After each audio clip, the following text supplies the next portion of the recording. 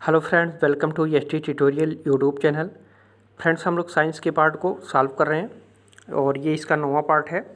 इसके पहले का 8 पार्ट का जो वीडियो है वो प्लेलिस्ट में आप लोग जा कर के देख सकते हैं, जो आपके सभी कॉम्पिटिटिव एग्जाम के लिए काफ़ी हेल्पफुल साबित होगा। और जो लोग सुपर टेट के लिए भी तैयारी कर रहे हैं उनके लिए भी काफ़ी ये हेल्पफुल वीडियो होने वाला है। तो फ्रेंड्स, वीडियो को अंत तक जरूर देखिएगा और सभी प्रश्नों को जो है अच्छे तरीके से तैयार कर लीजिएगा। तो चलिए वीडियो को शुरू करते हैं और आज का पहला प्रश्न देखते हैं। पहला प्रश्न है, गुर्दे की कार्यकारी इकाई है। गुर्दे की कार्यकारी इकाई है तो 4 ऑप्शन दिए गए हैं: ट्यूबुल, ग्लोमेरुलस, नेफ्रॉन, यूरेटर। तो कौन सा ऑप्शन सही हो जाएगा? तो जो गुर्दे की कार्यकारी इकाई होती है वो नेफ्रॉन होती है। ठीक है, तो तीसरा नंबर आपका सही हो जाएगा, नेफ्रॉन होती है। ठीक है, तो थोड़ा सा हम लोग नेफ्रॉन के बारे में जानकारी लेते हैं।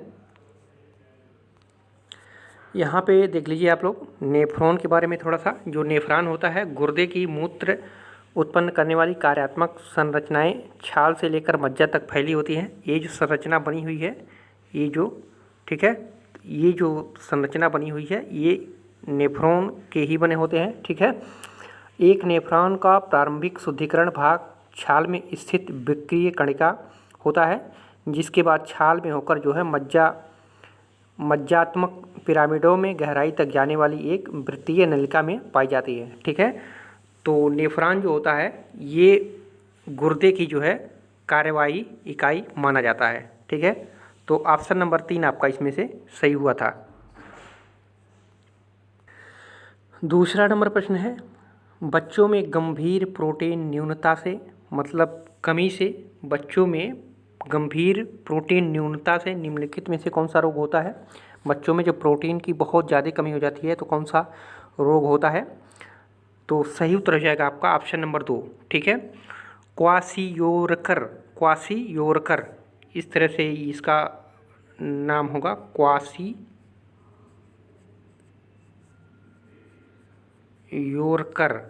ठीक है, ये बीमारी होती है, ये आधा का है, क्वासियोरकर।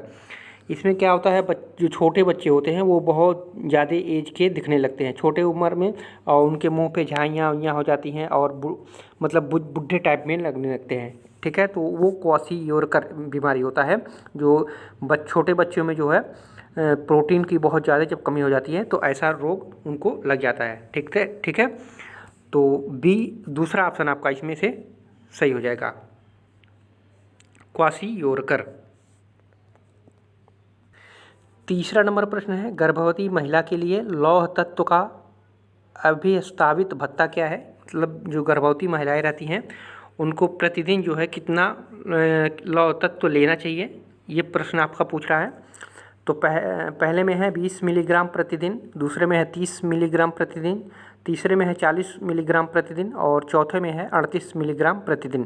तो कौन सा ऑप्शन सही हो जाएगा? तो सही उत्तर हो जाएगा आपका ऑप्शन नंबर 3। ठीक है, 40 ग्राम प्रतिदिन जो है उनको लौह तत्व देना अनिवार्य होता है गर्भवती महिला के लिए। ठीक है, जिससे बालक जो है स्वस्थ और मस्तिष्क से भी जो है स्वस्थ पैदा होगा। ठीक है, इसलिए उनको दिन में जो है 40 ग्राम लौह तत्व देना अनिवार्य माना जाता है। ठीक है, वैसे कहीं कहीं जो है 40 से 60 ग्राम भी किताबों में दिया हुआ है। ठीक है, तो 40 से 60 ग्राम भी दिया हुआ है, तो 40 से 60 के बीच में जो होगा वो आप लगा सकते हैं। ठीक है, लेकिन जो हम कम से कम जो है 40 और अधिक से अधिक जो है 60 ग्राम मिलीग्राम प्रतिदिन जो है लौह तत्व देना चाहिए। चौथा नंबर प्रश्न है, शुद्ध शाकाहारी लोगों के आहार में निम्नलिखित विटामिन के न्यून होने की सर्वाधिक संभावना होती है। तो जो लोग शुद्ध शाकाहारी होते हैं उनमें कौन सी विटामिन की कमी पाई जाती है? जो कभी मांस वांस नहीं खाते हैं तो उनमें जो है विटामिन B12 की कमी पाई जाती है। ठीक है, विटामिन B12 जो होता है सिर्फ मांस, मछली, ठीक है, अंडे और पनीर, ठीक है, में पाया जाता है। अधिकतम जो है मांस मछली में ही पाया जाता है, मांस में ही जो है विटामिन B12 पाया जाता है। ठीक है, तो इसको जो है आप लोग याद रखिएगा।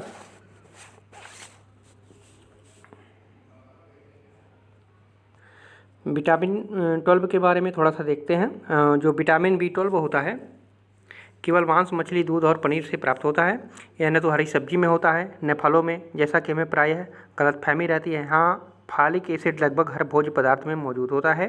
सारी सब्जियों में और फलों में, मीट मछली में भी यह पाया जाता है, परंतु इसकी दिक्कत यह है कि इन्हें देर तक गर्म करने पर इनका जो है फॉलिक एसिड नष्ट हो जाता है। ठीक है, तो ये केवल जो है मांस, मछलियों, दूध और पनीर में ही पाया जाता है। और विटामिन B12 के बारे में थोड़ा सा और यहाँ पे देखिए है इसमें तो विटामिन B12 जो होता है हमारे शरीर की तामस सेल्स, चाहे वे हमारी चमड़ी में हो, आंत में हो या मुंह में हो, की कार्य प्रणाली के लिए ज़रूरी विटामिन है।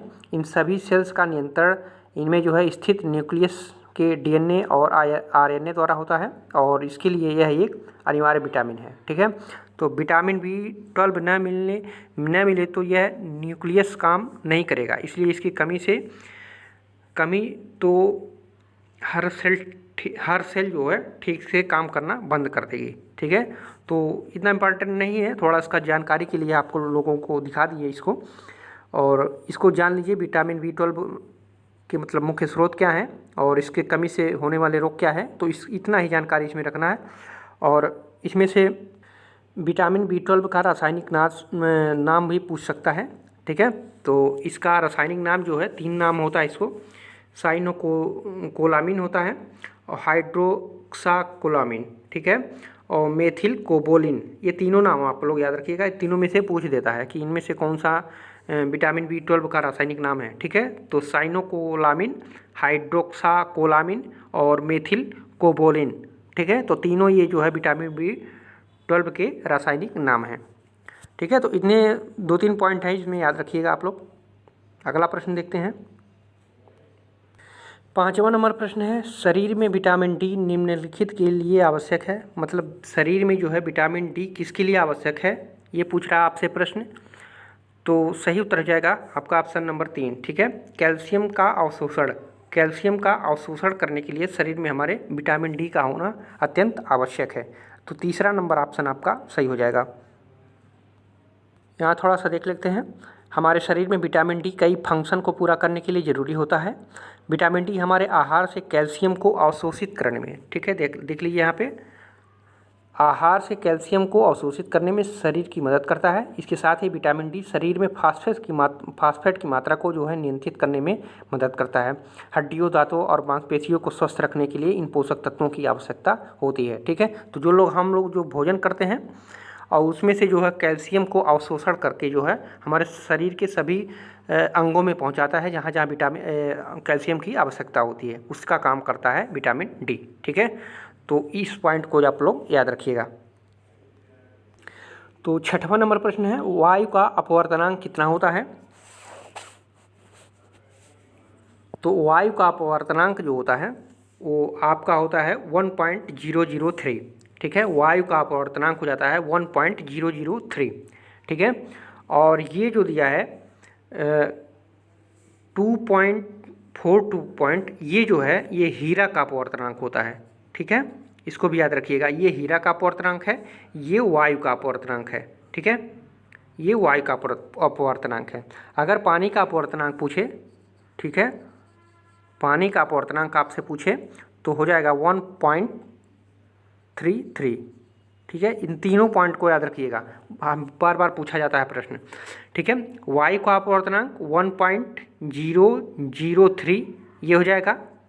ठीक है, और अगर हीरा का पूछे तो हीरा का 2.42 होता है। ठीक है, और पानी का पूछे तो 1.33। ठीक है, तो इन तीनों जो है पॉइंट को याद रखिएगा। 7वां नंबर प्रश्न है, किस लेंस को अभिसारी लेंस कहते हैं। अभिसारी पूछा है। ठीक है, किस लेंस को जो है अभिसारी लेंस कहते हैं। तो उत्तर हो जाएगा आपका उत्तल लेंस को। ठीक है, उत्तल लेंस को जो है अभिसारी लेंस कहते हैं और अवतल लेंस को अपसारी लेंस।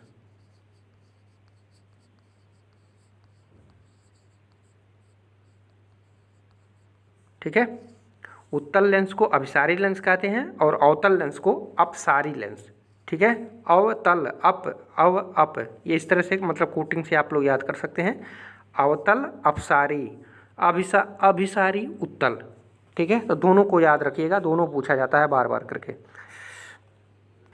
8वां नंबर प्रश्न है, पिक्नोमीटर ठीक है। पिक्नोमीटर नामक उपकरण का प्रयोग किसे मापने के लिए किया जाता है? तो जो पिक्नोमीटर होता है वो घनत्व नापने के लिए किया जाता है। ठीक है, पिक्नोमीटर जो है घनत्व नापने के लिए प्रयोग किया जाता है। पिक्नोमीटर का आप लोग यहाँ पे इमेज देख सकते हैं, ये है पिक्नोमीटर। ठीक है, ये पिक्नोमीटर का जार है। ठीक है, और किसी चीज़ का घनत्व नापना हो तो इसी में इसको रख करके जो है डिजॉल्व करके जो है उसका घनत्व निकाला जाता है। ठीक है, तो पिक्नोमीटर जो होता है ये पिक्नोमीटर है। ठीक है, तो पिक्नोमीटर में जो है घनत्व निकाला जाता है। 9वां नंबर प्रश्न है, कौन सा हार्मोन लड़ो और उड़ो हार्मोन कहलाता है? लड़ो और उड़ो हार्मोन कहलाता है। तो लड़ो और उड़ो हार्मोन जो कहलाता है वो दूसरा हो जाएगा आपका एड्रोनेलिन। ठीक है, यहाँ पे थोड़ा सा गलत लिखा गया है, ये हो जाएगा एड्रो। ठीक है, एड्रोनेलिन।